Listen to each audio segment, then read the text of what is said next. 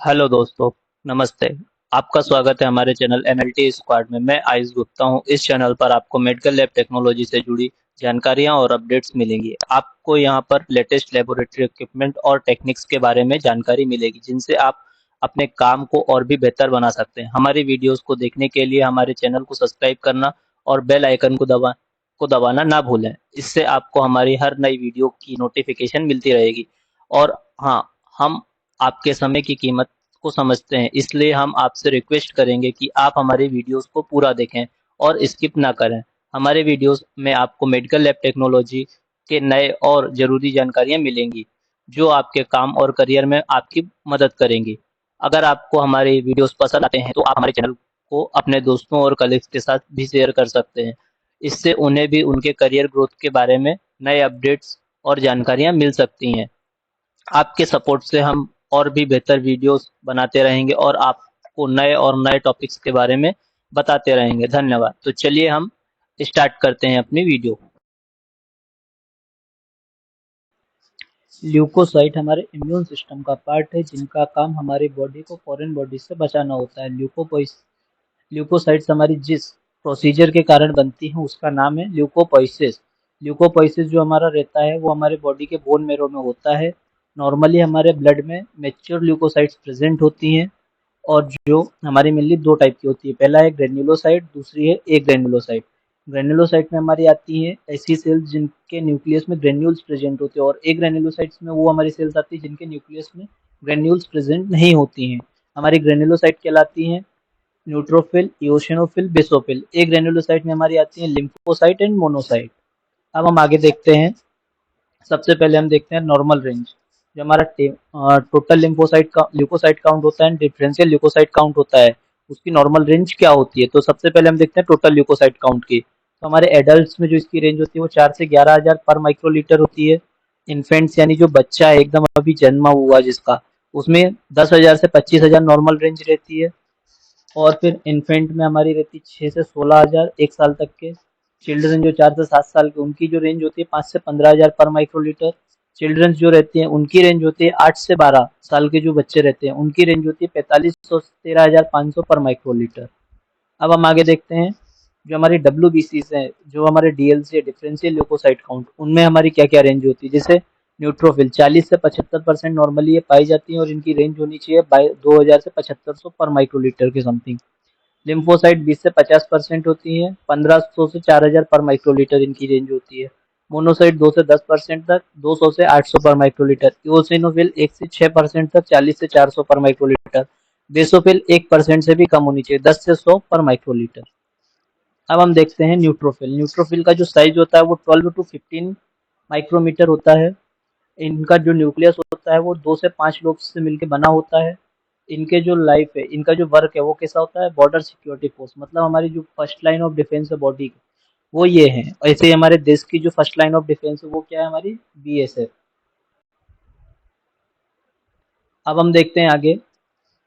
इनका जो अगर पैथोलॉजी के इनमें वेरिएशन क्या क्या आ सकते हैं, तो इनमें दो टाइप से वेरिएशन आ सकते हैं। वेरिएशन इन काउंट, तो वेरिएशन इन काउंट अगर न्यूट्रोफिल काउंट इंक्रीज हो जाएगा तो उसको हम क्या बोलेंगे, न्यूट्रोफिलिया। अगर डिक्रीज हो जाएगा तो हम उसको क्या बोलेंगे, न्यूट्रोपिनिया। सेम ऐसा ही हमारा वेरिएशन इन मॉर्फोलॉजी होता है कि मॉर्फोलॉजी में चेंजेस आने लगते हैं। अब हम देखते हैं न्यूट्रोफिलिया। न्यूट्रोफिलिया हमारा क्या होता है, तो जब हमारे जो न्यूट्रोफिल्स का काउंट है वो 7500 पर माइक्रोलीटर से ज़्यादा हो जाए, तो इस कंडीशन को हम क्या कहेंगे, न्यूट्रोफिलिया। ये मेनली एक्यूट बैक्टीरियल इन्फेक्शन के टाइम के रिस्पॉन्स के तौर पे होता है, और इसके कुछ जो कॉजेज हैं वो मैंने नीचे यहाँ दे रखे हैं टेबल में, ये आप देख लीजिएगा। और इसमें से अगर आपको किसी भी टॉपिक में वीडियो लगे तो आप बिल्कुल बताइएगा, हम बना देंगे आपके लिए। फिर सेम ऐसे ही न्यूट्रोपिनिया होता है। इसमें क्या होता है, काउंट 2500 पर माइक्रोलीटर से कम होना चाहिए। और इनका भी जो हमारा जो रीज़न हो सकता है, वो हमने दे दिया है आपको। इनमें से भी आपको किसी भी टॉपिक में लगे आप बताइएगा वीडियो। फिर हम देखते हैं मॉर्फोलॉजी में वेरिएशन क्या क्या हो सकता है। तो मॉर्फोलॉजी में हमारी जो वेरिएशंस आएंगे, वो आएंगे 3 तरीके से। पहला तो ग्रेन्यूल्स, दूसरा वैक्यूल्स के कारण, और तीसरा डॉलेस बॉडीज के कारण। तो ग्रेन्यूल्स क्या हो सकती हैं, हैवी डार्क स्टेनिंग होगी, पोर्स, टॉक्सिक ग्रेन्यूल्स होंगी, बैक्टीरियल इन्फेक्शन का कैरेक्टर है ये। फिर अगर वैक्यूल्स में चेंजेस आता है कुछ, तो ये भी बैक्टीरियल इन्फेक्शन जैसे सेप्टिसीमिया, साइटोप्लाज्मिक वैक्यूलेशन, इसमें डेवलप हो सकता है। डोलेस बॉडीज हमारी क्या कहलाती हैं? स्मॉल राउंड और ओवल पैचेस 2 से 3 माइक्रोमीटर साइज में। ये कब हमारे होते हैं? बैक्टीरियल इन्फेक्शन के टाइम पे न्यूट्रोफिल में दिखते हैं। अब हम देखें फंक्शंस के कारण, अगर फंक्शन डिफेक्ट हो जाए तो क्या क्या दिक्कत होती है, क्या क्या फंक्शन डिफेक्ट हो सकते हैं। तो इनके जो फंक्शन है वो तो कीमोटेक्सिस, फेगोसाइटोसिस और किलिंग। तो डिफेक्टिव फंक्शन में हम सबसे पहले देखें, अगर डिफेक्टिव कीमोटेक्सिस होता है तो क्या हो सकता है? तो एक रियल कंजेनाइटल एबनॉर्मेलिटी है, जिसको हम कहते हैं लेजी ल्यूकोसाइट सिंड्रोम। क्या कहते हैं? Lazy leukocyte syndrome. ये किस कारण से हो सकता है? Corticosteroid therapy, aspirin injection, alcoholism और माइलॉइड ल्यूकेमिया में। Defective phagocytosis due to lack of opsonisation, किस किस कारण से हो सकता है? इसके एग्जाम्पल क्या क्या है हमारे? हाइपोगामा ग्लोब्यूलिनेमिया, हाइपो कॉम्प्लीमेंटेमिया, आफ्टर स्प्लीनेक्टोमी, स्प्लीन के निकल जाने के बाद, सिकल सेल डिसीज में। फिर सेम एज डिफेक्टिव किलिंग, अगर किलिंग में डिफेक्ट आता है तो किन किन कारणों से हो सकता है? Chronic granulomatous disease, Chediak Higashi disease syndrome and myeloid leukaemia, इन कारण से हो सकता है।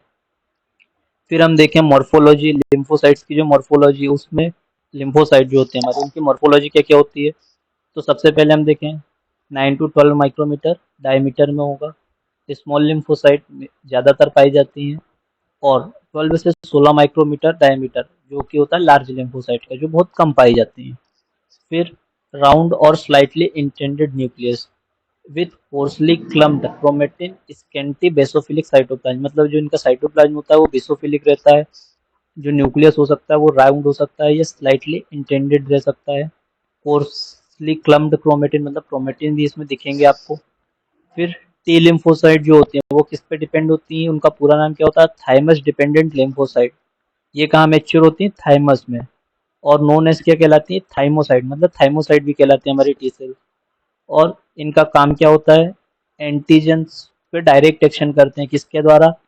इनके सबसेट्स होते हैं, जैसे कि साइटोटॉक्सिक्स में killer T cells, CD3+, CD8+ T cells, and delayed hyper sensitivity reaction से, जैसे किसके द्वारा? CD4 टी सेल्स होती हैं। इनका काम क्या होता है? इंडियन आर्मी की तरह वर्क करते हैं। जैसे हमारा HIV जो वायरस रहता है, उस HIV वायरस में क्या होता है? ये हमारी हेल्पर टी सेल्स को ही इफेक्ट करता है। इसके कारण ये हमारी जब बॉडी में टी सेल्स खत्म हो जाती है तो फिर हमारी बॉडी में पूरी आर्मी खत्म हो जाती है, और अगर आर्मी आपकी बॉडी में खत्म हो जाती है तो छोटी छोटी डिसीजेस भी हमारी डेथ का कारण बन सकती हैं। इसीलिए HIV वायरस कहाँ पे अटैक करता है? मेनली टी सेल्स में। इस कारण से HIV का कोई इलाज नहीं हो पाता है, और ये पता भी नहीं चलेगा आपको 3-3 साल तक। फिर आगे हम देखें बी लिम्फोसाइट।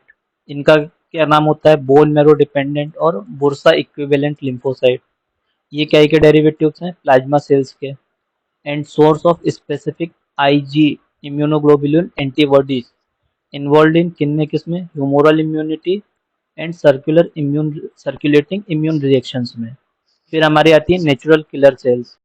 ये वो लिम्फोसाइट होती हैं जो मॉर्फोलॉजिकली, जिनका अपीयरेंस तो लिम्फोसाइट जैसा रहता है बट फंक्शन इनका लिम्फोसाइट जैसा नहीं होता है, टी और बी लिम्फोसाइट जैसा।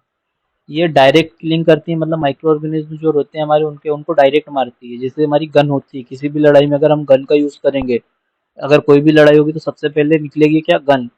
सेम उसके जैसा इनका काम रहता है। एंड इनका काम और क्या क्या करती हैं? फॉरेन बॉडी को लाइस करती हैं। फिर पैथोलॉजिक वेरिएशंस क्या क्या हो सकते हैं? तो लिम्फोसाइटोसिस 4000 माइक्रोमीटर से ज़्यादा एंड 1500 पर माइक्रोमीटर से ज़्यादा लिम्फोपीनिया कहलाएगा।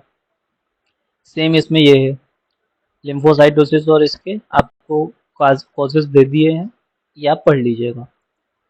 फिर हम आते हैं मोनोसाइट्स पे। मोनोसाइट्स की मॉर्फोलॉजी क्या क्या होती है?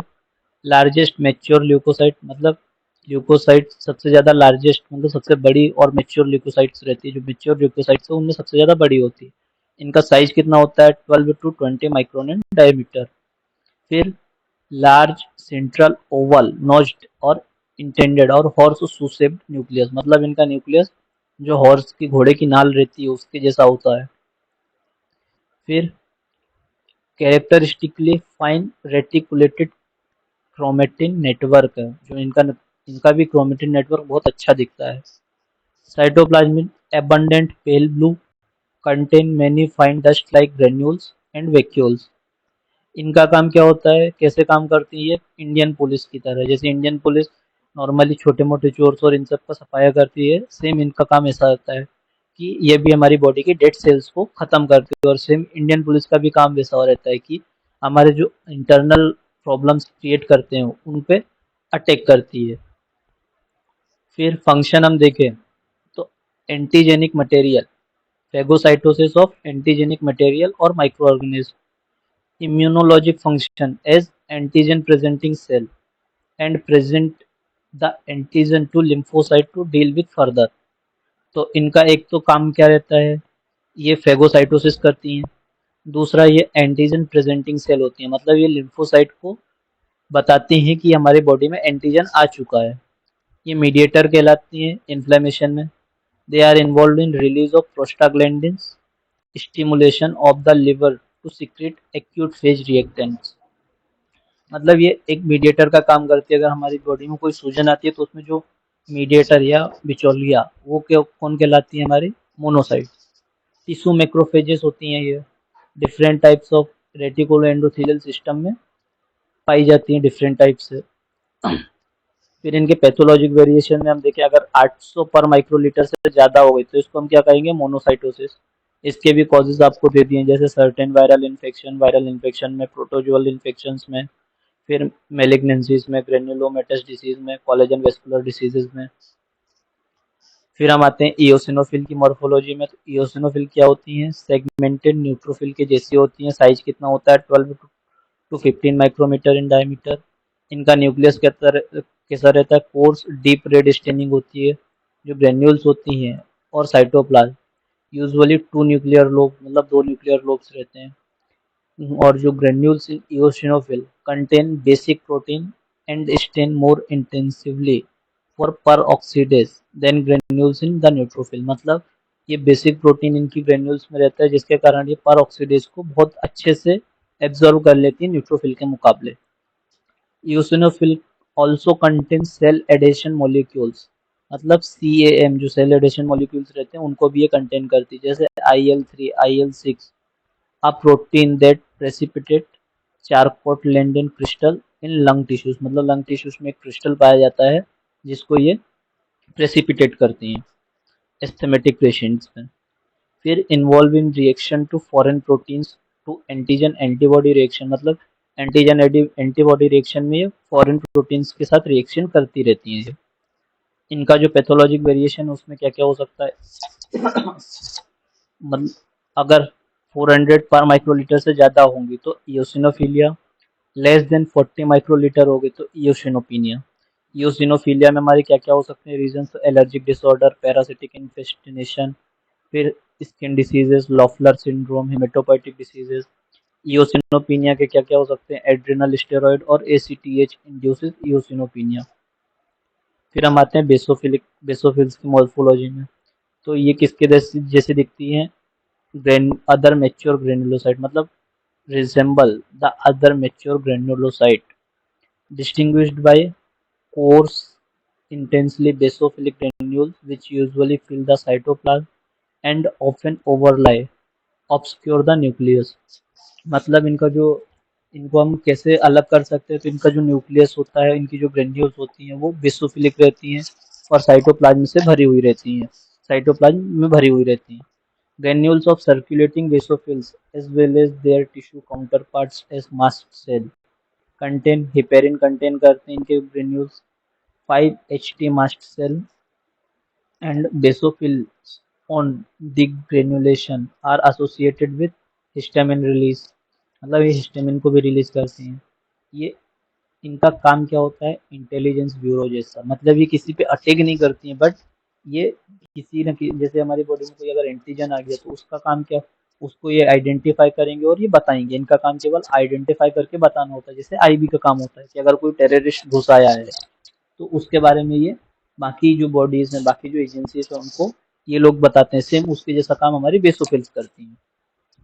फिर इनके पैथोलॉजिक वेरिएशंस क्या क्या हो सकते हैं, इसमें अगर मोर देन 100 पर माइक्रोलीटर हो इनकी काउंट तो क्या कहलाएंगे, बेसोफिलिक ल्यूकोसाइटोसिस कहलाएगा। ये एक तो पहले तो नॉर्मली बॉडी में पाई नहीं जाती, अगर पाई जाती है तो किन किन कंडीशन में पाई जाएंगे, तो हमारे chronic myeloid leukaemia, polycythaemia vera, myelosclerosis, myxoedema, ulcerative colitis, splenectomy, Hodgkin disease, urticaria pigmentosa, urticaria pigmentosa. अब हमारा ये टॉपिक आज यहीं पे खत्म होता है और अगले पार्ट में अब हम देखेंगे डब्ल्यूबीसी की माइक्रोस्कोपी, की माइक्रोस्कोप में हमारे डब्ल्यूबीसी कैसे दिखती हैं।